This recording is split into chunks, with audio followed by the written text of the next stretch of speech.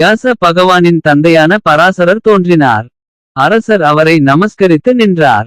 அந்த முனிவர், அரசரே, ஒரு முறை காயத்ரி ஜபம் செய்தால் அன்று பகல் செய்த பாபம் அழியும்.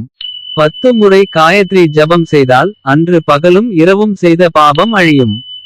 100 முறை காயத்ரி ஜபம் செய்தால் 1 மாதம் செய்த பாபம் அழியும். 1000 முறை காயத்ரி ஜபம் செய்தால் 1 வருடம் செய்த பாபம் அழியும். 1,00,000 முறை காயத்ரி ஜபம் செய்தால் இந்த ஜென்மத்தில் உண்டாகும் பாபங்கள் அனைத்தும் அழியும். 10,00,000 முறை காயத்ரி ஜபம் செய்தால் பல ஜென்மமாக உண்டான பாபங்கள் அனைத்தும் அழியும். 1,00,00,000 முறை காயத்ரி ஜபம் செய்தால் அனைத்து ஜென்மத்தில் உண்டான பாபங்கள் அனைத்தும் அழியும். இப்படி ஜபம் செய்த அந்தணன் என்ற வேதியன் விப்ரன் மோக்ஷத்தை அடைந்து விடுவான். सकृत् जपश्च गायत्र्याः पापं दिनभवं हरेत्. दशवारं जपेनैव नश्येत् पापं दिवानिशम्.